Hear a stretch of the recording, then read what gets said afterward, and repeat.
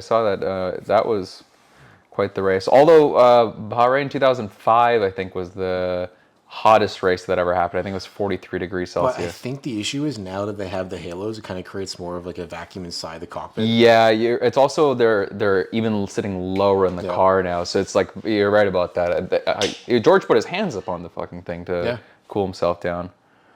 Looks good. Is it recording? By the way. Oh, it is? So, you guys can jump into it whenever. Okay, cool. I'm just gonna pull up my Audio actually sounds sick on that. Cool. Welcome to the podcast with friends. Welcome to the podcast with friends. Hey, thanks again, guys, for joining us on the podium. My name's Kambar. And I'm Ed. Okay. Yep. No, Charles Verstappen, his third consecutive Drivers' Championship. Yeah, contentiously third championship. Yes, exactly. Following, I guess, Red Bull's championship last race. Mm-hmm. But yeah, no, again, no one can take it away from Max. That was a dominant season, right? No, that is...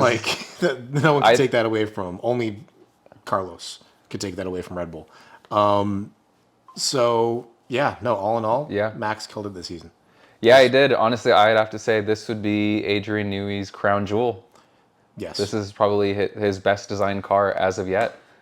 There's never been a dominance of a car like this in the history of Formula One. The way that the performance gap that they were able to create was unbelievable. Yeah, well, I mean, they had their 15 consecutive wins, with that being 14 of them were Verstappen's. It's nuts. It's absolutely insane. Yeah, unheard of. I mean, the closest in terms of the past decade was how to build a car. Obviously the past RB from last year, but the W11 Mercedes, and after that, I don't think anything has come close in terms of that level of dominance from a car. No, and especially stuff's getting so quick, so fast, and just because again, this modern era of Formula One car, they're only getting faster. They're only getting faster. I think the speed at which the factory is able to make improvements on a car, if they're able to figure it out, is even faster than it was before. Because prior, you'd have to spend years to figure out a car. You mentioned that, just a team be able to come up with such a short amount of time to make these insane jumps in performance. Yeah, McLaren.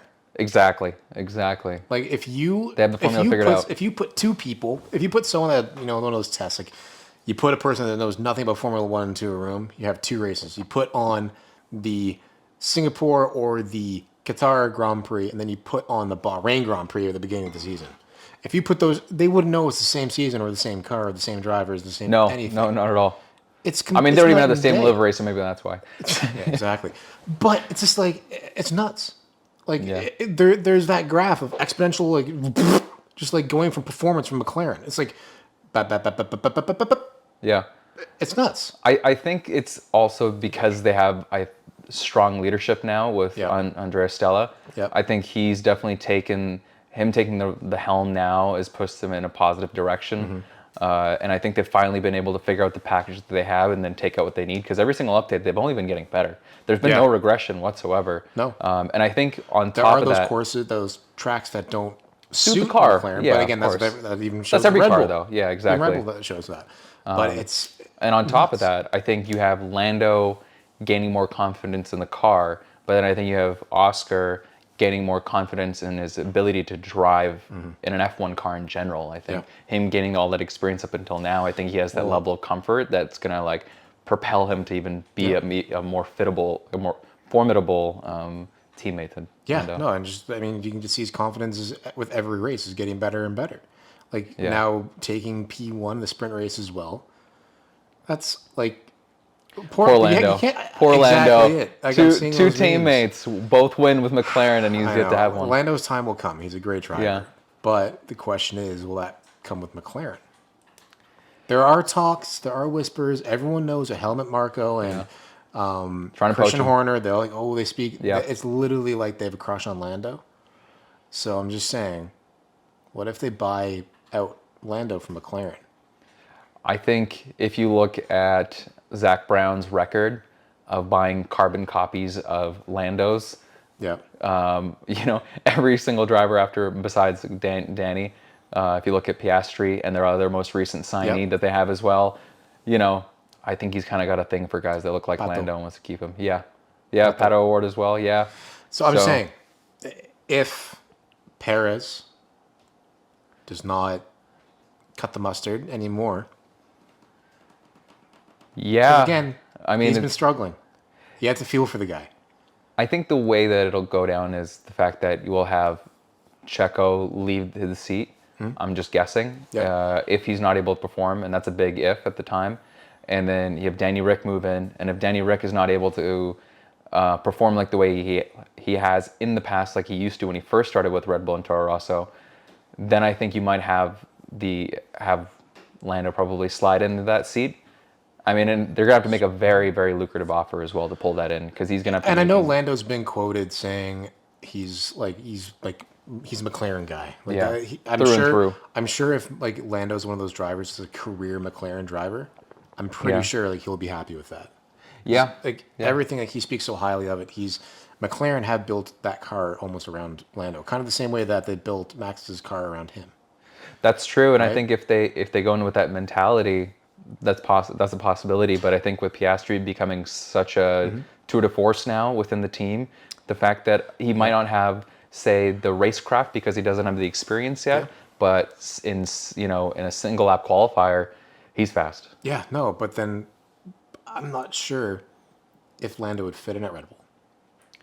It's a very different team dynamic, and the pressure what was is it that Danny Rick said? Like, it's not easy being Max's teammate. Max's teammate. Yeah, yeah, because the garage is pivoted one way. Yeah. And you have to realize that the Red Bull team as a whole, whether it's PR or Helmet or Verstappen or anybody else on the team says it's not developed around Max. Yeah. It's developed around Yeah, Max. it's 100% is. Because that is a guaranteed win. You 100%. put all your money on, And that's why I'm failing my fantasy team. That is exactly what, because me and a couple of my colleagues at the office were doing a Formula One Yeah. fantasy team. And right now I'm sitting in fourth place. yeah. Because myself and the person that's in third were split by less than 100 points. We refuse to put Max in as a driver Yeah. or Red Bull because we think it's just like it's too easy if you do that. That's true. Right? That's true. You So, almost like- have to do best of the rest in the fantasy. So Like I'm everyone suffering. can have. The only driver I can afford right now Yeah.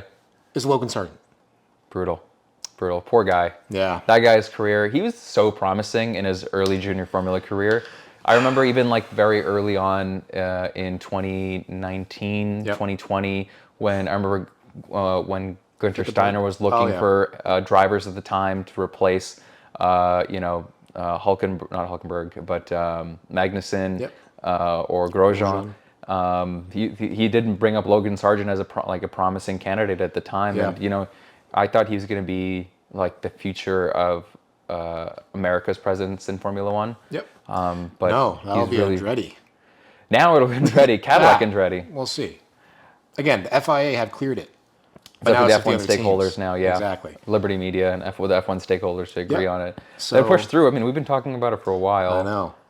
And two other teams were rejected. So it's a very tight door that they fit through at this point. Yeah. No, that's going to be an interesting one. But I think it'll work. In all I hope honesty, so. because there's so much leverage that Andretti has. Because the- it's not any. everyone's going to forget about Haas now. No one's going to care about the other American team. Well, it's up to Andretti to figure it out. Yes, they have obviously the racing royalty, like they have their hands in multiple motorsports. But then again, they're starting from scratch, though. The only lending hand that I can see that they are even going to get from is probably McLaren, and that's because Zach Brown's associated with Yep. IndyCar. Yep. That's just my assumption. At the time, Cadillac, if they're going to come in with Andretti, they have Even right now, Andretti's kind of in hot water in IndyCar. true. Because Romain Grosjean, they cut him without really any And reason. you notice, yeah, I did see that post And as well. and Grosjean's taking legal action. But that's a we'll see how that kind of goes in the Pretty future. much. But that'll be interesting to see how that plays out. But cutting back to the race, we haven't even talked about one of the biggest dramas of the race, the $100,000 shot that Netflix is going to be shooting over and over again, with that one shot of With Russell. Lewis walking away and Russell drives away. Yeah. Like that shot. My own team may hit me. Exactly. But props to Lewis. He did own up. He did say, after reviewing this, is 100% my fault. So he did come out and say, like, I screwed up. But is that Yeah, PR? I don't believe that. I don't Is believe that that, to be PR? honest. That's PR. You know what? When I knew it was PR, the minute that That video of them that hugging? Mercedes Instagram video of them hugging, I'm like, that is straight up PR. That is see. because see. you know what happens is like they don't. What I think Mercedes is trying to do is what happens is the chatter from outside seeps into the team and into the psyche of drivers as well. Yeah. And you see that with any driver who's like on the decline. Everyone goes at them. Social media is all about it. There's memes about it, and then you're just surrounded by it. Are you talking about Lance Stroll? We'll Get to that. Yeah. We'll get to that. But yeah, I don't know. It's just, I mean, it's kind of seems like a bit of a setup. Like on the surface, I think even as teammates on the surface, hey man, it's okay, I get it. But I think deep down there's resentment between the drivers because there is no way the amount of times that Lewis has been trying to overtake on the outside. there's clipped. three things in life that you know for certain: death, taxes, and Mercedes teammates hitting each other. That's true. It's like clockwork, you know.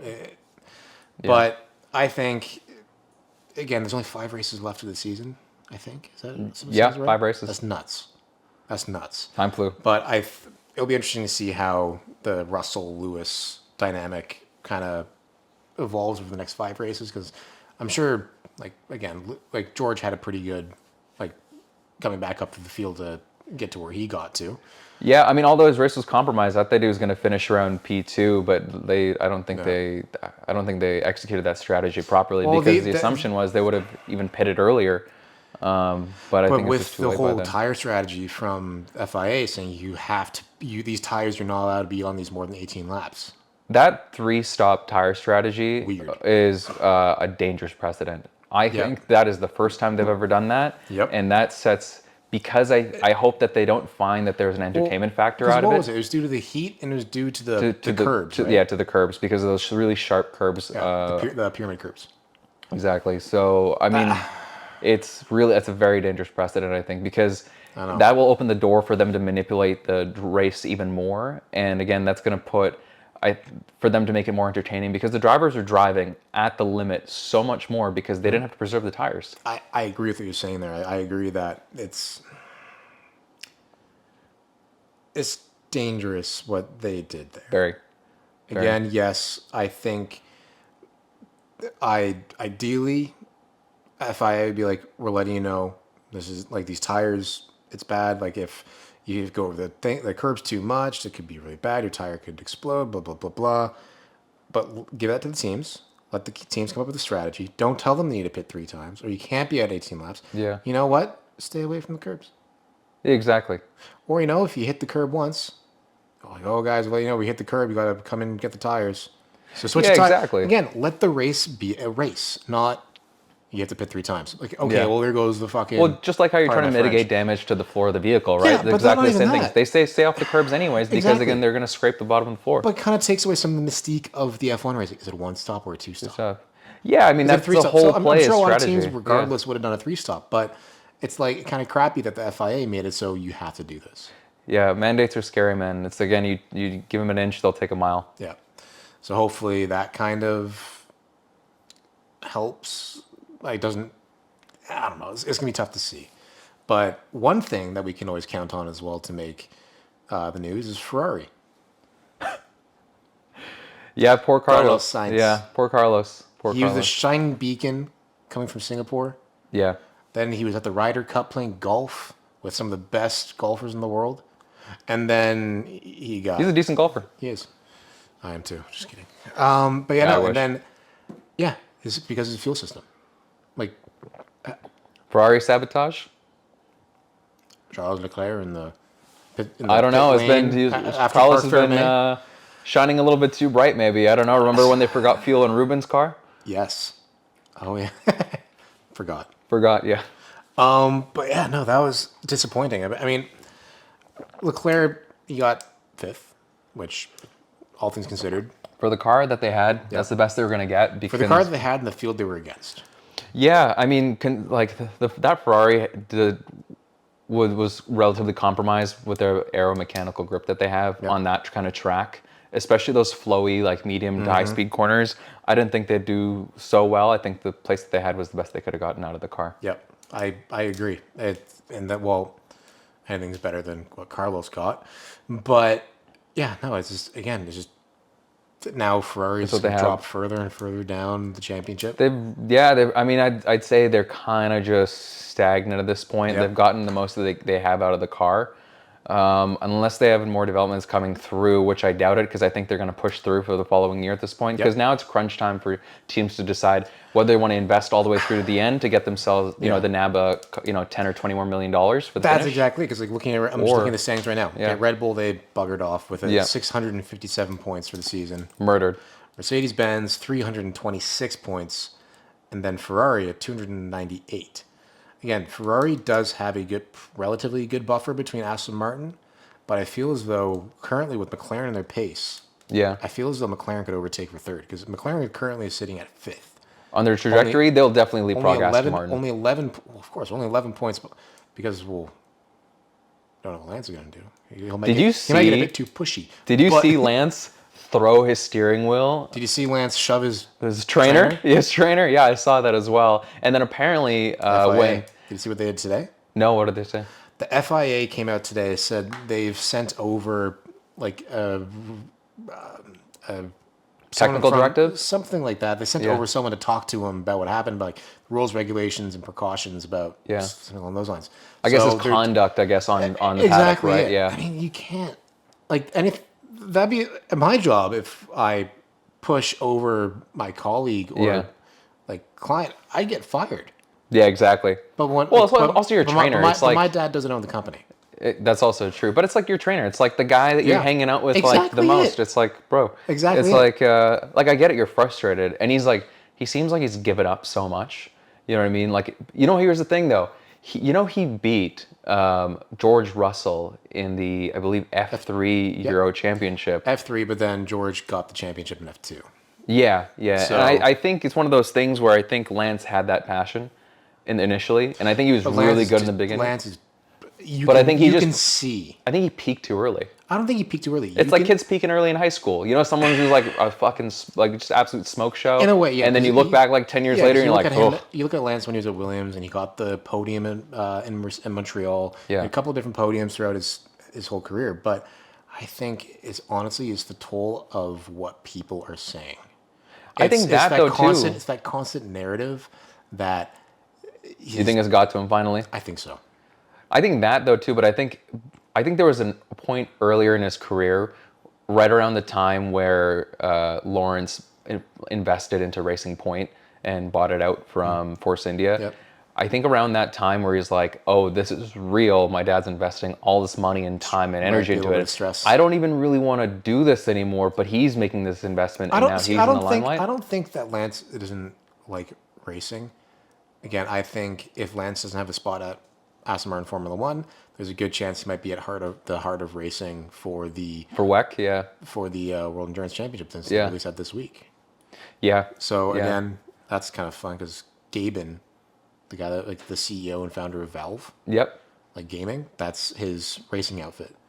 So it'll be kind of cool to see if he goes there. But again, time will tell. I mean, that's a soft landing, as the race put it. You know what I mean? For him to go, go that way. Exactly. So, I mean, when your dad owns both the teams. I mean, you might as well, unless he goes to play tennis. Aston Martin sponsored rackets. Yeah. Or, he might go to Harvard. Paul DeVries. DeVries is going back to Formula E. Yeah, the champion is going back. Yeah. See how that goes. Return of the King of Formula E. He's got a couple of little, he's got some loans credits. to pay off. He's got some loans to pay off. Exactly He's got some, lawyer's fees to pay off. You heard about that, right? The loan that he took out. No. And then he's getting sued for. No. So apparently he had borrowed a loan from, I forgot which company or person who had wanted to invest his career. And the assumption was that he'd do well enough to pay back or promote. Oh. And because he wasn't able to do that, he's denying that the stipulation was for me to do well, for me to pay back the loan. But I didn't do well, so what am I supposed to pay back? So maybe that's why he's thinking about hiding in the library at Harvard. Exactly. So just the big books there, you can hide behind them. But then just looking through this, the cat, he's loving life. But then this is the George we like. Exactly, not the one climbing over stuff. But then, looking in just the whole races as a whole, it's Ocon puking his helmet halfway through the race. That's absolutely nuts. Then you had Sargent dropping out halfway through because of heat exhaustion. But, Logan, he's always been the one throughout the whole season as well, saying, I don't drink water when I race. I like to hydrate before. I mean, okay, well, not when you're in a desert. Yeah, he doesn't. I don't think he extreme heat drinks the behind water because it's measured in milliliters and not ounces. Yeah, that's exactly it. But it's like, then at the end of the race, like drivers laying on the ground in Max's podcast room. Dude, it was like everybody was struggling. Piastri was on the Max is on the floor. ground. Max is on the ground. For some reason, Lando is like, I don't know what. Man, golf. It's a heat. But it's in Yeah. Albon. He could barely get out of his car. The Albon needed help, Alfa yeah. Romeo mechanics literally went over and gave him water. Yeah, Albon needed help. Sargent needed help. Stroll drove right to the ambulance. Yeah. Right. Nuts. And then Alonso burned half his ass. Yeah, but then he was in the bullpen, like, yeah, let's go. Yeah. He's just smiling and being Fernando. But yeah, no, he That's actually an old burnt leathery himself. ass. That's why. Yes. Just trudged through it. Oh, You know why? It's because It's he that went through Bahrain in it's that Spanish, 2005. it's that Spanish skin.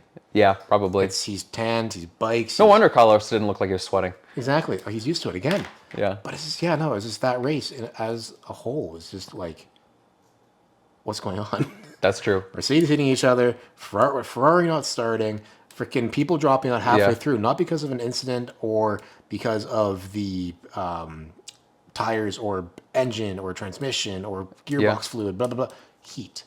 True. And how did they not figure out, okay, we're in a desert. It's ambient temperature 32 degrees Celsius. You're driving around cars with exhaust that is very hot, with air coming out of radiators that is very hot. They literally had basically a mini race and qualifying during the day, and I'm pretty sure none of them were like rehydrated the way that they should have prior to the race following. But now the FIA is saying we're going to be taking this more seriously as well in the future, which again, that's a good thing. But So they're going to take that seriously. Yeah. So the 5-second penalties that they were just looking at for too long. Every single second, 5 seconds here, 5 seconds there. It's like, have you seen that meme? Have you seen that meme where it's like you get a penalty. Leo? Yeah, you get like a penalty. well, yeah, it's like Leo just tossing out that cash. It's nuts. But then it's like Perez. You got two of them. Yeah, I mean his race was very His compromised. spirit is broken. Perez, like Checo, was like one of the reasons I started watching Formula One because literally because he was just seen like the guy that was always scrapping through the midfield, always going from 14th, 15th, trying to get into the points every single time from a car or from a team that was always the underdog. It was exciting, and that's why I loved Force India at the time when they had that Kingfisher livery, and then again when there was Checo there every single time riding his way up, pulling his way, trying to pull as much weight as he could. Again with a car that came from limited resources and a driver that I thought was extremely underrated. And until I thought his talent and his abilities carried him through to be able to get an RB seat. And again, talented enough to call him the Minister of Defense, and then talented enough to hand Max the championship. Because a lot of those races, had it not been Checo blocking off Hamilton, would have been very. It would have been a very different championship. It probably would have been a two-time world champion. I mean, still pretty contentious, but you know what I mean. Yeah, I know. I know exactly. It would have been a very clear cut two-time world champion. Yeah, but another story that came out, he was supposed to be returning at Coda. Danny Rick. Yeah, He's supposed to make his gracious return. So we'll see how that goes. I know he's been training a lot and doing his thing. I saw some videos of him gripping things with his hands and stuff like that. People are like zooming in to see like the level of dexterity. When Lance broke his wrists, he drove better than he ever had. So hopefully, I think he just had that fire lit underneath his ass. Yeah, exactly it. So hopefully, Daniel Ricciardo comes back because again, I'd love to see a Liam fire. Lawson has been doing pretty well, all things considered. I feel bad for Liam. Well, I think his time will come. His time will come. Yeah, I mean, after Lando gets the Red Bull seat. Lawson to McLaren.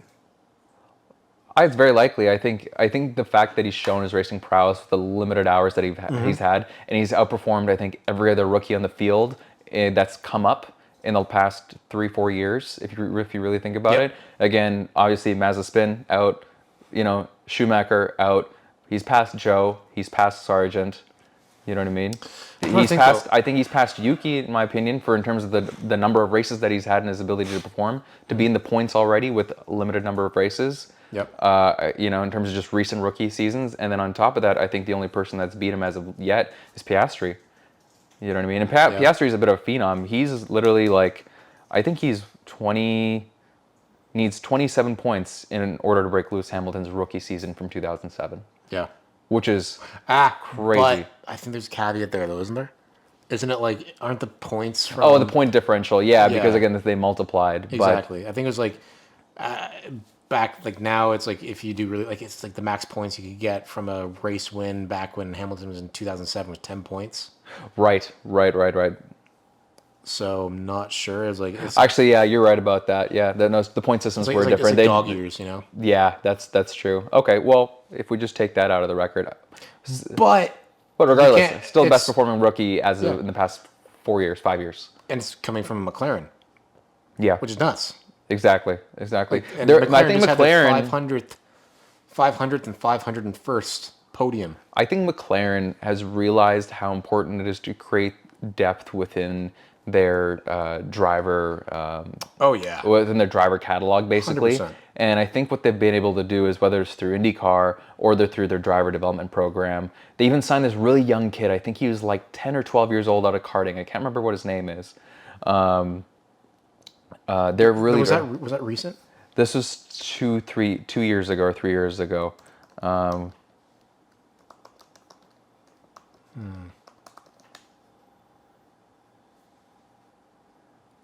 Let's just take a look here.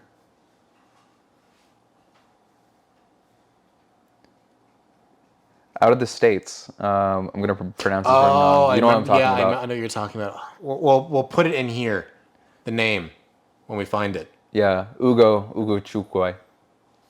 I tried. We'll put the name here.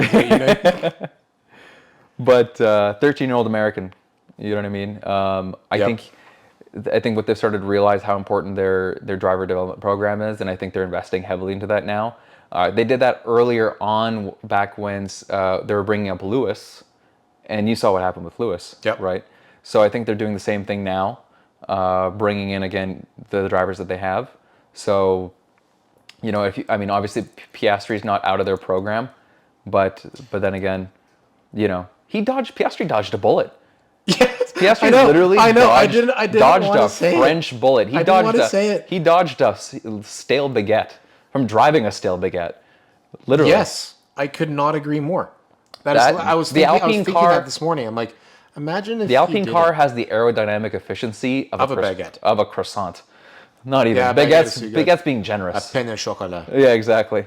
It's a brick. Literally, it's literally a brick. But good on Gasly and Ocon driving it the way that they can, because they're not they're terribly rated drivers. No. Ocon's and Gasly have been generally, when they have the opportunity to and they can perform. And speaking of performing really well, is surprisingly seeing the points as Alpha. I was not expecting that at all. Double points finish for Alpha. That's... For Joe and Bottas. Bottas hasn't even really heard much of Bottas in the past little bit. Bottas has been drinking VBs and smoking cigs, dude. He's been out there with his mullet. He's been designing watches, my dude. Dude, the guy is out there like Duffman, just living his best life. The mullet. He's just being a marketing machine right now, just milking every dollar that he can right now. I don't blame him. I wouldn't either, to be honest. To be honest, if you're on near the end of your career, I'd say he's probably got, up until Audi takes over Alpha. Yep. He's got up until then.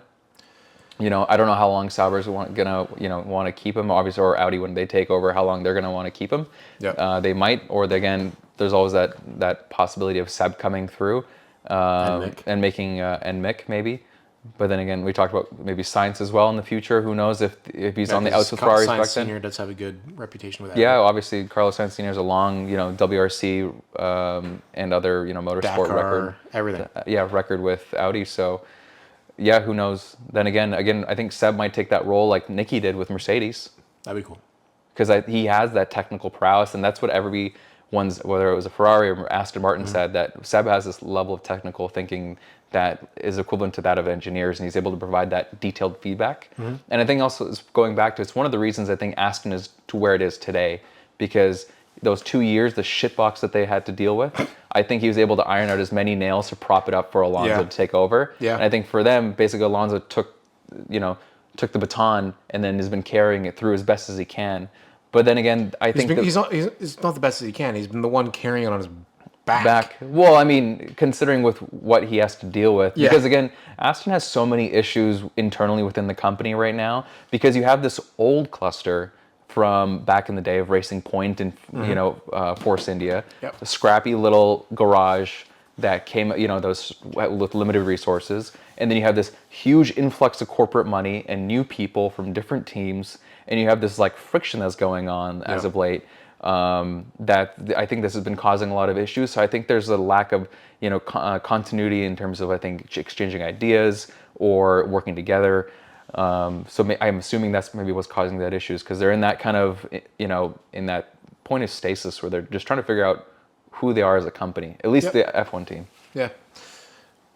We'll see. Time will tell. We got 5 races to go, and then it's gonna be another long season next season.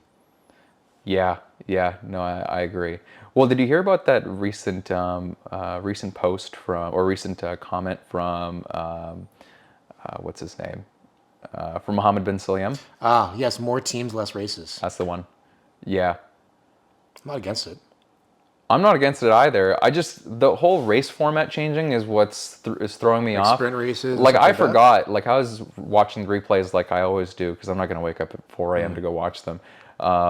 I skipped over. I was like, I forgot what the order was because like there's qualifying, then there's F1 shootout, then there's the F1. No, the FP1, then qualifying, then FP1, the sprint, yeah. and then the race.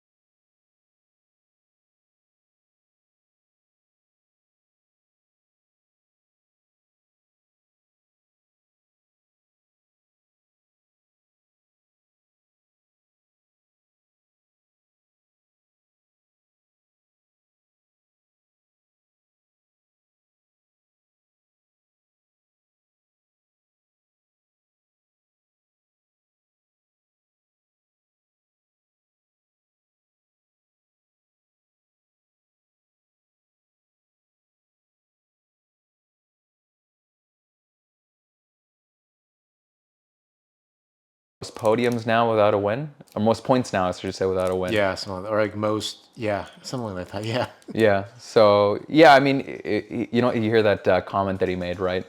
He's like, "What do you think about?" When a reporter asks, like, "What do you think about what you can extract out of the car now?" Some things like that, and he's like, "Well, there's nothing about the car. It's just a lack of talent." You know what I mean? At least he's self-aware. Yeah. He's self-aware, but we know he's gonna get that. He's gonna get that win. Just right now, he would have had a win already, but Max. Yeah. He's so fast. Yeah, Max. I mean, Max has to have some sort of issue or something like that, or have another, Singapore. have another Singapore or something like that, which is extremely likely considering how Vegas? Maybe. I mean, it's unlikely because they're all relatively. But here's the thing: conventional tracks. Las Vegas in November at night is very cold. Yeah, is it going to be the coldest race of the year? You think? I think it might be. Yeah, honestly, it might be. Interesting. I wonder how they'll manage the tires at that point because it's probably going to be really slippery because it's a brand new track, freshly paved.